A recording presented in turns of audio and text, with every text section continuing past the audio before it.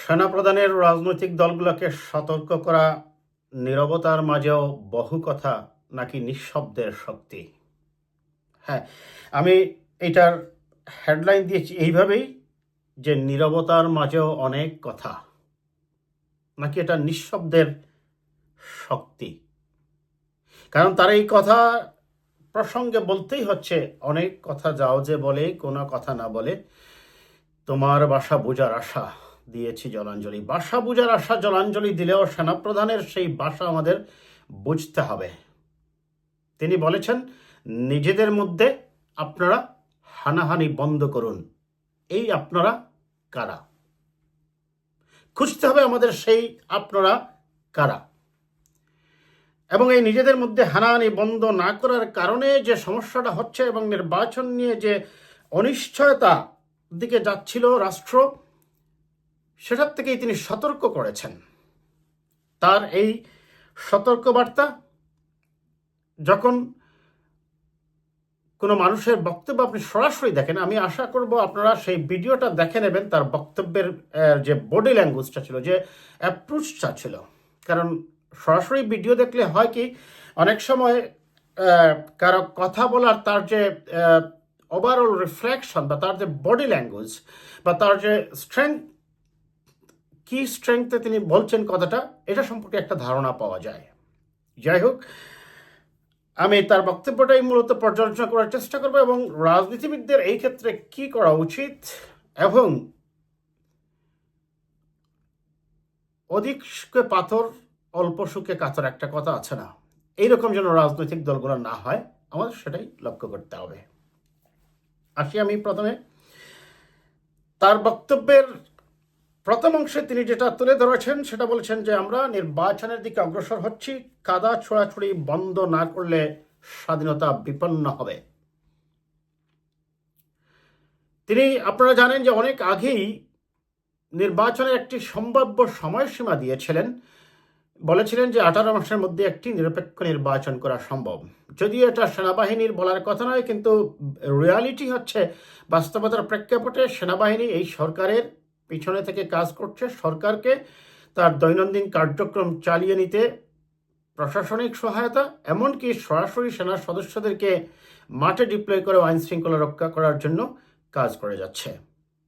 সেনাবাহিনীর সেই অংশগ্রহণ এবং দেশপ্রেম কোনোভাবেই সরকারের কার্যক্রম থেকে বিচ্ছিন্ন করা যাবে না। তিনি বলছেন, আপনারা কাদা ছোড়াছুড়ি বন্ধ করেন। সেই কাদা ছোড়াছুড়িটা কি আমরা দেখি, রাজনৈতিক দলগুলো ইতিমধ্যেই বেশ বিভক্ত হয়ে পড়েছে। বিশেষ করে আন্দোলনের এবং রাজপথের প্রধান রাজনৈতিক স্টেক হোল্ডার বিএনপির সাথে অনেকগুলা বিষয়ে আরেকটা রাজনৈতিক শক্তি জামায়াতে ইসলামের যে পৃথক অবস্থান বা দ্বিমুখী অবস্থান আগামীতে গণতন্ত্র এবং নির্বাচনকে নিয়ে মানুষের মধ্যে এক ধরনের শঙ্কার সৃষ্টি করছে। অনেকগুলা দ্বিমত আছে। বিএনপি বলছে প্রয়োজনীয় সংস্কার করে নির্বাচন, আর জামাত বলছে আগে সংস্কার যতদিন লাগবে। আরেকটা বিষয় হচ্ছে স্থানীয় সরকার নির্বাচন তারা চায় আগে। বিএনপি বলছে স্থানীয় সরকারের নির্বাচন এই সরকারের কাজ নয়। অবস্থাটা এখন এমন এক পর্যায়ে গিয়েছে যে এখন আমরা যখন কথা বলি বিভিন্ন জায়গায়, আমাদের কথা বলতে গিয়ে নির্বাচন এবং এই সংস্কার, এই দুইটা শব্দটাই যেন একটা ভীতির শব্দ হয়ে গিয়েছে। নির্বাচনের কথা বললেই একটা পক্ষ তেলে বেগুনে জেগে ওঠে। কথায় কথায় তারা বলে কিসের নির্বাচন, নির্বাচন চাই না। তাহলে তারা নির্বাচন ছাড়া চাচ্ছেটা কি? নির্বাচন না হলে শেষ গন্তব্যটা কোথায়? নির্বাচনই তো গণতন্ত্র প্রতিষ্ঠার ক্ষেত্রে একটি মাইল ফলক। অবশ্যই 24-এর যে আন্দোলন, 24-এর আন্দোলন না বলেও বলা যাবে সমাজ সংস্কারের জন্য অবশ্যই আমাদের অনেকগুলা রিফর্ম দরকার। পলিটিক্সের রিফর্ম দরকার, জুডিশিয়ারিতে রিফর্ম দরকার, পুলিশের রিফর্ম দরকার, কনস্টিটিউশন রিফর্ম দরকার, অ্যাডমিনিস্ট্রেশনের রিফর্ম দরকার। কিন্তু এত রিফর্ম আপনি, সংস্কার আপনি কি করে করবেন এই সংক্ষিপ্ত সময়ের মধ্যে? আবার সংস্কারের কথা বললে এই ক্ষেত্রে আরেকটি পক্ষ অবশ্য তারা সংস্কারের বিরোধিতা করছে না। তারা বলছে সংস্কার আমরাও চাই, কিন্তু প্রয়োজনীয় সংস্কার যত তাড়াতাড়ি সম্ভব করে নির্বাচনের দিকে যাওয়া। এইটা হচ্ছে আরেক পক্ষের। যেটাই হোক, নির্বাচন এবং এই সংস্কারটা নিয়ে কথা বলাটাই আমাদের জন্য এক ধরনের শঙ্কার কারণ হয়ে দাঁড়িয়েছে। মনে হয় যেন এক এক পক্ষ এক একটা শব্দ শুনলেই খেপে যান। আমি আসি সেনাপ্রধানের বক্তব্যে আমরা থাকি, আমি ডিটেলস ওইগুলা অন্য ভিডিওতেই বলবো। তিনি আরো বলেছেন সেনাবাহিনীর প্রতি আক্রমণ করবেন না। অনেকেই আমরা দেখছি আকারে ইঙ্গিতে সেনাবাহিনীকে অ্যাটাক করার চেষ্টা করছেন বা সেনাবাহিনীকে কাঠগড়ায় দাঁড় করানোর চেষ্টা করছেন। সেই সেনাবাহিনীকে বিশেষ করে বিডিআর বিদ্রোহ নিয়ে তিনি যেটা বলেছেন যে আপনারা একটা জিনিস মনে রাখবেন, সেনা হত্যাকাণ্ড বিডিআর বিদ্রোহীরাই করেছে। এবং তিনি বলেছেন অত্যন্ত দৃঢ়তার সহিত, আমি এই জন্য বলছি দর্শক আপনারা ভিডিওটা দেখলে বুঝতে পারবেন, তিনি বলেছেন যে সেনা বিদ্রোহ বিডিআর সদস্যরাই করেছে, full stop, no if and but, কোনো যদি এবং কিন্তু নাই। তিনি ফুল স্টপ দিয়ে দিয়েছেন যে বিডিআর বিদ্রোহীরা এই সেনা হত্যাকাণ্ডটা ঘটিয়েছে। যদিও সেটা তদন্তের ব্যাপার, অবশ্যই এটা নিয়ে আমি আলাদা কথা বলবো, শুধু বিডিআর হত্যাকাণ্ড নিয়ে তার যে কথাগুলো, আমি কাজে ওইটাতে এত ডিটেলস যাবো না এই ভিডিওতে। দর্শক, আইন শৃঙ্খলার খারাপ বড় কারণ নিজেরা হানাহানিতে।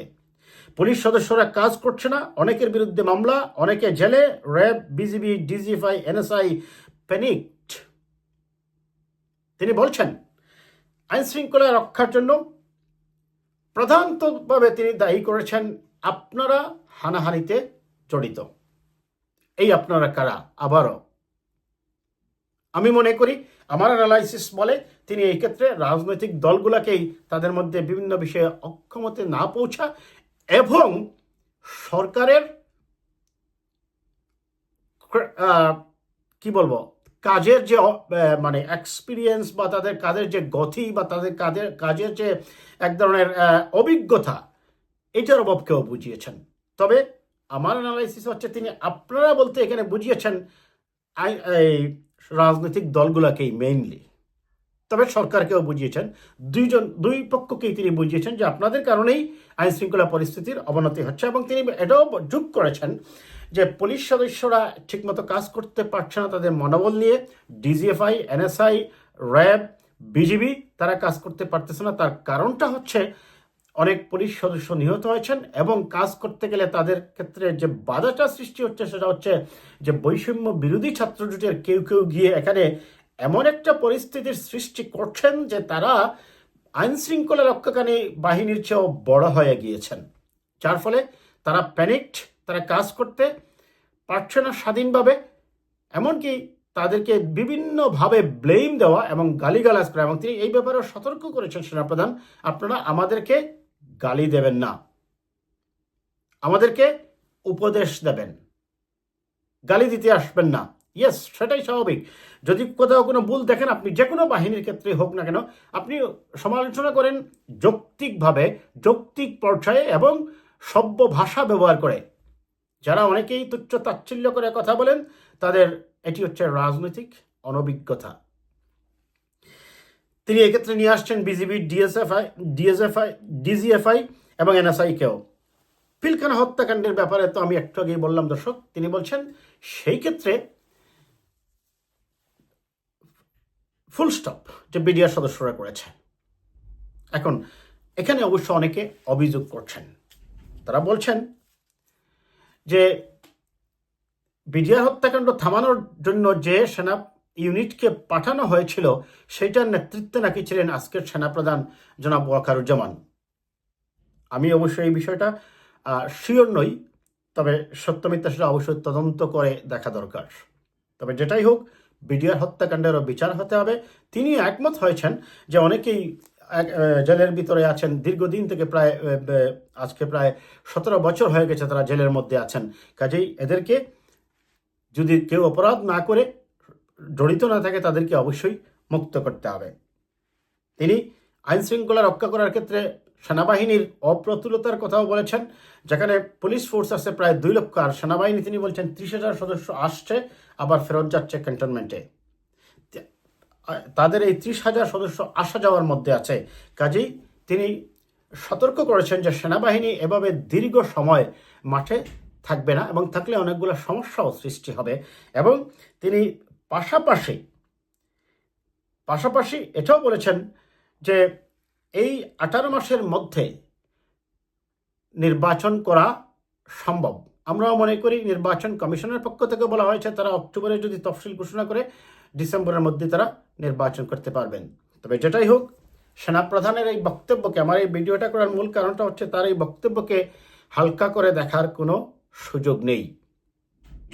বিএনপির ভারপ্রাপ্ত চেয়ারম্যান জনাব তারেক রহমানকে আমি দেখলাম বলেছেন যে যদি নির্বাচন না হয় বা নির্বাচন হওয়ার ক্ষেত্রে কোনো ধরনের বিশৃঙ্খলা হয় তাহলে কারা লাভবান হবে, তিনি চমৎকারই বলেছেন। কারা লাভবান হবে? কাজেই যারা অতিমাত্রায় স্বপ্ন দেখছেন বা কোনো ধরনের বিপ্লবী সরকারের চিন্তা করছেন কিংবা এই ধরনের কাজে ইন্ধন যোগাচ্ছেন এবং প্রশাসনিক লোকগুলাকে গালিগালাজ করছেন এবং পুলিশ, বিজিবি, র্যাবকে আকারে ইঙ্গিতে তুচ্ছ তাচ্ছিল্য করছেন, বিপ্লবের স্বপ্ন দেখছেন, তাদের যে মনোবাসনা কিছুটা হলেও এই সেনাপ্রধানের এই বক্তব্যের পর বাঠা পড়বে, এতে সন্দেহের অবকাশ নেই। এবং যারা এই স্বপ্নগুলো দেখেন তারা খুব বেশি হলে এই রাষ্ট্রের 8 থেকে 10 বা খুব বেশি হলে 12% ভোটের প্রতিনিধিত্ব করেন। কাজে এই ধরনের অবাস্তব, অলিক, অগ্রহণযোগ্য এবং আনরিয়েলিস্টিক চিন্তা করে যারা রাজনীতি করার চেষ্টা করেন তারা নিজেদেরকে সংযত করবেন এবং কোনো ধরনের হানাহানিতে না গিয়ে নির্বাচনের মাধ্যমেই গণতান্ত্রিক প্রতিষ্ঠানকে আরও সামনের দিকে নিয়ে যাবেন। কারণ তারা বাংলাদেশের রাজনীতিতে আপনারা দেখেন, বাংলাদেশ স্বাধীন হওয়ার আগেও এই দলটা ছিল, বাংলাদেশ স্বাধীন হওয়ার পরেও তারা প্রতিষ্ঠিত হয়েছে 1977 সালে। অন্যদিকে এখনকার রাজনীতিতে বড় স্টেক হোল্ডার বিএনপির জন্মই হয়েছে 1978 সালে। অর্থাৎ বিএনপির জন্মটাও হয়েছে জামাত ইসলামের চেয়ে 1 বছর পরে এই বাংলাদেশে। হয়ারেজ নির্বাচন আসলেই মানুষ বলছে কে ক্ষমতায় যাবে, বিএনপি না আওয়ামী লীগ? আর বিএনপি নেতাকর্মীরা চিন্তা করছে যে কোনো সময়ই তাদের আসন সংখ্যা থাকবে 151+। অন্যদিকে বিএনপি চেয়েও 1 বছর বয়সে বেশি বা 1 বছর বয়স আগে তারা জন্ম নেওয়া দলটি 15 থেকে 20টি আসনের চিন্তা করছেন, 10 থেকে 12% ভোটে রিপ্রেজেন্ট করছেন। কেন? কারণ জনগণের সাথে সম্পৃক্ত হয়ে জনগণের দল হতে না পারার কারণেই আজকে জামাতে ইসলামী এই অবস্থা এবং তাদের ছাত্র সংগঠন ইসলামী ছাত্র শিবিরের। অথচ আপনি দেখেন দলের কর্মী সংখ্যা, সমর্থক বাড়ানোর জন্য বিএনপি আওয়ামী লীগের চেয়ে জামাত অ্যাটলিস্ট 10 গুণ বেশি পরিশ্রম করে, কিন্তু তাদের অ্যাচিভমেন্ট কিন্তু সেইভাবে হয়নি, অর্জন কিন্তু সেইভাবে হয়নি। কারণ আপনাকে জনগণের মনের বাসা বুঝতে হবে, জনগণের সাথে সম্পৃক্ত হতে হবে।